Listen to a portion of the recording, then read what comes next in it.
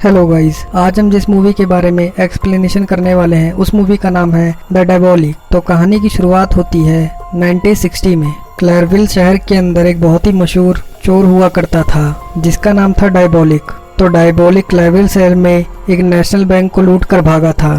Police भी उसके पीछे हाथ मुंह धोकर पड़ी हुई थी। डायबोलिक ने पुलिस का बहुत पेट्रोल खर्च करवाया क्योंकि उस टाइम पेट्रोल था भी सस्ता। पुलिस को इतने चक्कर कटवाने के बाद एक ऐसा टाइम आ गया जहां डायबोलिक को आगे और पीछे दोनों जगह से घेर लिया गया। तभी डायबोलिक ने एक बटन दबाया और सड़क इसके लिए मॉडिफाई हो गई। पूरी दुनिया में सिर्फ डायबोलिक ये कह सकता है कि ये सड़क मेरे बाप की है। फिर डायबोलिक ने गैस छोड़ दी, मतलब उसकी कार ने, और फिर वो पुलिस वालों से बच निकला। इनमें एक पुलिस वाला था जो डायबोलिक का पीछा ही नहीं छोड़ रहा था। इस पुलिस ऑफिसर का नाम था मिस्टर जेनको, लेकिन डायबोलिक ने ऑफिसर जेनको का भी पागल बना दिया। इसके बाद जॉर्ज को दिखाते हैं जो भरी महफिल छोड़कर एक खूबसूरत लड़की के पास जाता है। इस लड़की का नाम है ईवा कैंट। इसने एक रईस बुड्ढे से शादी करी थी और फिर उस बुड्ढे के मरने के बाद ये भी रईस हो गई। अब जिससे कि लेडी कैंट सिंगल थी तो जॉर्ज उससे ब्याह करना चाहता था और लेडी कैंट बिना शादी किए ही जॉर्ज का फायदा उठाना चाहती थी। जॉर्ज पहले तो उसे आज रात यहीं रुकने के लिए कहने लगा, लेकिन लेडी कैंट नहीं मानी। फिर जॉर्ज ने कहा कि कम से कम मैं आपको घर तो छोड़ ही सकता हूँ, लेकिन लेडी कैंट अकेले जाना चाहती थी। ये तो वही बात हो गई, जितना आप सामने वाले में कम इंटरेस्ट लोगे सामने वाला आप में उतना ही इंटरेस्ट लेगा। और ये साइकोलॉजी लेडी कैंट बहुत अच्छे से जानती थी। इसके बाद जब वो पैदल घर जा रही थी तो उसका कोई पीछा करने लगा। असल में ये कोई और नहीं बल्कि इंस्पेक्टर जेंको था। उसने लेडी कैंट को बताया कि वो खतरे में है। इसके बाद ये लोग एक रेस्टोरेंट में गए जहाँ इंस्पेक्टर जेंको ने लेडी कैंट को सावधान रहने के लिए कहा, क्योंकि लेडी कैंट साउथ अफ्रीका से 3 डायमंड लाई थी जो कि बहुत ही बेशकीमती था और ऐसा हो ही नहीं सकता कि डायबोलिक उस पिंक डायमंड को चोरी ना करे। इसलिए इंस्पेक्टर जेंको ने लेडी कैंट की सारी इन्फॉर्मेशन ले ली, क्योंकि कि वो कौन से होटल पर रुकी है और उसने वो हीरा कहाँ पर रखा है। अब इस पिंक डायमंड के बारे में होटल के मैनेजर और इंस्पेक्टर जेंको को पता था।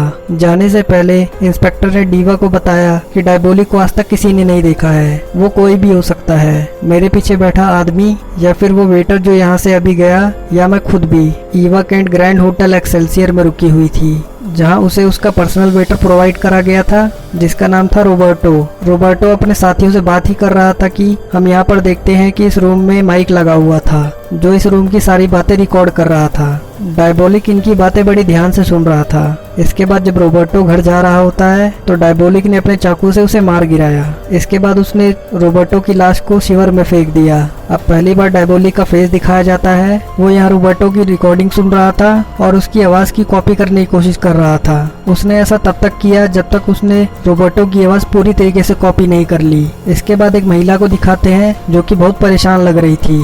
ये और कोई नहीं बल्कि डायबोलिक की बीवी एलिजाबेथ है। ये बहुत परेशान थी क्योंकि डायबोलिक बहुत दिनों से घर नहीं लौटा था। इधर लेडी कैंट का होटल में स्वागत किया जाता है। होटल मैनेजर ने बताया कि आपको अगर किसी भी चीज की जरूरत हो तो आप रोबर्टो को बुला सकती हैं, और ठीक उसके तुरंत बाद रोबर्टो वहाँ पर आ गया। असल में ये डायबोलिक ही था जो बेस बदल कर यहाँ पर आया था। जब लेडी कैंट नहाने चली गई तो डायबोलिक तिजोरी को खोलने की कोशिश करने लगा। ये तिजोरी इतनी हाईटेक थी कि डायबोलिक को इसे खोलने में सिर्फ 2 मिनट लगे, मतलब मैगी बनने में भी इससे ज्यादा टाइम लगता है। और तभी फोन की घंटी बजी और ईवा बाथरूम से बाहर आ गई। डायबोलिक उसे फोन पर बात करते हुए देख रहा था और फिर उसने लेडी कैंट से पूछा कि उसे और कुछ तो नहीं चाहिए। लेडी कैंट ने मना कर दिया और फिर डायबोलिक यहाँ से चला गया। अरे मान जा कैमरामैन, कहाँ तक जाएगा पीछू पीछू। इसके बाद डायबोलिक की बीवी एलिजाबेथ अपने घर आती है और डायबोलिक को देखते ही उसके गले पड़ गई, गले लग गई। डायबोलिक ने उसे बताया कि उसे आज रात ही निकलना होगा।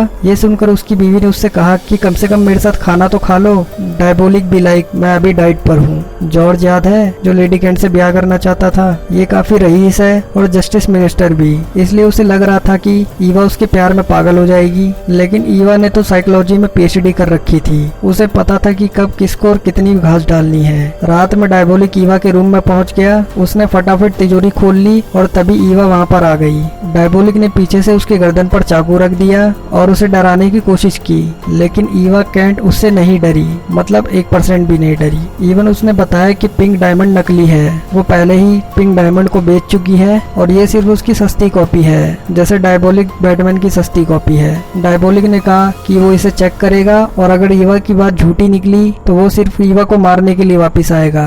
ईवा को पता नहीं क्या हुआ और वो डायबोलिक की बातों से अट्रैक्ट होने लगी और जैसे ही वो उसके करीब आई, डायबोलिक बैटमैन की तरह गायब हो गया। अब वो खुलेआम काला स्विम सूट पहनकर सड़क पर ड्राइव करने लगा। किसी ने उसे नोटिस नहीं किया क्योंकि उस सड़क पर कोई था ही नहीं। डायबोलिक ने हीरे की जांच की और ईवा की बात सच निकली। इसके बाद एलिजाबेथ को दिखाते हैं जो कि देर रात में उठ गई। उसने खिड़की से बाहर देखा तो उसे नीचे एक जमीन से आदमी निकलता हुआ बाहर दिखा। वो उसका चेहरा नहीं देख पाई। एलिजाबेथ बहुत घबरा गई और उसे किसी के आने की आवाज भी आई। डर के मारे उसने डंडा उठा लिया। ये और कोई नहीं बल्कि डायबोलिक ही था। उसने डायबोलिक को बताया कि उसने जमीन के नीचे से बिल्कुल तुम्हारे जैसा सूट पहने एक आदमी को निकलते हुए देखा। एलिजाबेथ इतनी ज्यादा डम्बलडोर थी क्योंकि डायबोलिक हफ्तों हफ्तों घर नहीं आता था। उसने एलिजाबेथ को कन्विंस कर लिया कि ये सिर्फ उसका वहम था। अगले दिन ईवा केंट को उसकी रिंग वापस मिल गई। उसने रोबर्टो को अपने पास बुलाया और फिर हमें पता चलता है कि रोबर्टो के नकाब के पीछे डायबोलिक था। अब डायबोलिक ने उसे किस किया और फिर बैठ के ये दोनों चिट चैट करने लगे।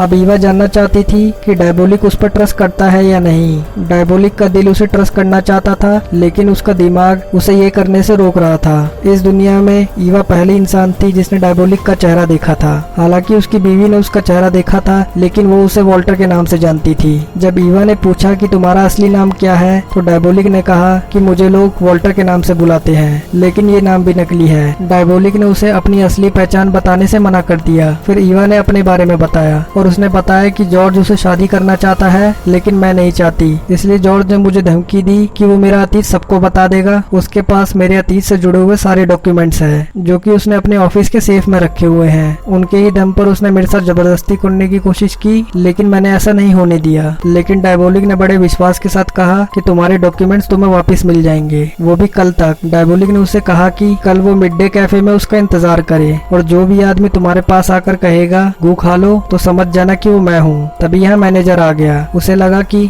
रोबर्टो लेडी कैंट के साथ कुछ गलत काम कर रहा है, इसलिए वो चाबियां ढूंढने के बहाने रोबर्टो को ढूंढने लगा। डायबोलिक अलमारी में छुपा हुआ था, जहाँ पर चेक करने के लिए मैनेजर कभी भी आ सकता था। तभी हम देखते हैं कि ईवा कोड लैंग्वेज में बात कर सकती है, बिल्कुल डायबोलिक की तरह। उन दोनों ने कोड लैंग्वेज में बात करके मैनेजर का ध्यान भटकाया और फिर डायबोलिक यहाँ से निकल गया। दूसरी तरफ एलिजाबेथ गार्डन में वो रास्ता ढूंढने लगी जहाँ से उसने कल रात उस कोट वाले आदमी को निकलते हुए देखा था। गोपी बहू एलिजाबेथ को वो रास्ता मिल गया। जैसे ही वो नीचे गई, वहाँ उसे बहुत सारे चेहरे दिखे जिन्हें देखकर उसे ऑलमोस्ट हार्ट अटैक आ ही गया था, लेकिन यहाँ उसे पहली बार महिला होने का फायदा मिल गया। फिर उसने पुलिस को फोन कर दिया। पुलिस भी बड़ी जल्दी यहाँ पर पहुँच गई। इंस्पेक्टर जेंको को अंदाजा हो गया कि ये डायबोलिक ही है, इसलिए उसने अपने सभी आदमियों को काम पे लगा दिया। इसके बाद हम डायबोलिक को देखते हैं जिसने सड़क के बीचों बीच एक सुरंग बनाई हुई होती है जो सीधा उसके अंडरवेयर हाउस में जाती थी। अब ये कहने में कोई डाउट नहीं है कि ये सड़क सच में इसके बाप की है। हालांकि पुलिस पहले से इसके इंतजार में खड़ी थी।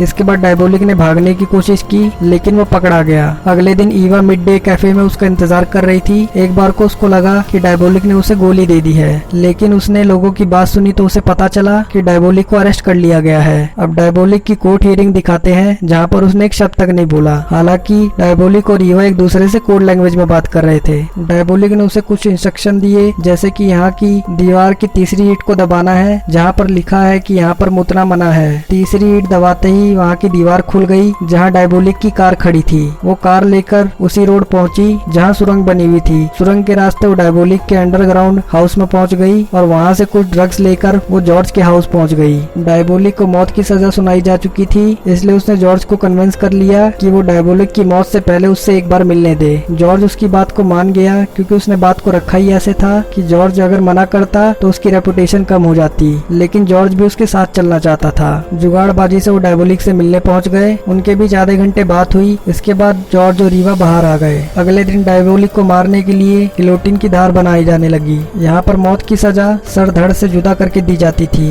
डायबोलिक के चेहरे पर मरने से पहले कोई एक्सप्रेशन नहीं थे। मरने से पहले भी वो बिल्कुल शांत था। ये बात इंस्पेक्टर जेंको को काफी अजीब लग रही थी। तभी जेंको के साथी ने डायबोलिक को देखकर कहा, ऐसा लग रहा है कि डायबोलिक ने जैसे ड्रग्स ले रखे हो। ये सुनते ही इंस्पेक्टर जेंको की दिमाग की बत्ती जली, लेकिन उसके कुछ करने से पहले ही काम तमाम हो गया। असल में डायबोलिक नहीं बल्कि जॉर्ज था। असल में यहाँ हमें पता चलता है कि डायबोलिक ने पहले ही जॉर्ज का चेहरा बना रखा था और उस रात ईवा 2 मास्क लेकर आई थी और 2 ड्रग। पहली ड्रग से जॉर्ज ने उसका सेफ का कोड बता दिया और उसने ये भी बता दिया कि उसने डायमंड और ज्वेलरी कहाँ रखी है, और दूसरा ड्रग उसे होश में बेहोश रखने के लिए था। यहाँ डायबोलिक जॉर्ज बन के उसके ऑफिस गया और वहाँ से ईवा की फाइल ले आया। पुलिस भी वहाँ पर पहुँच गई, हालांकि वो हमेशा की तरह देर से पहुँचे। इसके बाद एक अमीर औरत को दिखाते हैं जो अपना कीमती सामान लॉकर में रख रही थी। ये लॉकर कई परतों से मिलकर बना हुआ था, जिससे इसकी सिक्योरिटी डबल हो जाती है। दूसरी तरफ इंस्पेक्टर जेंको डायबोलिक को पकड़ने का प्लान बना रहा था। उसे पता था कि इस वक्त सबसे ज्यादा माल किसके लॉकर में है, इसलिए इंस्पेक्टर ने अंदाजा लगा लिया कि डायबोलिक अब उधर ही मुंह मारेगा।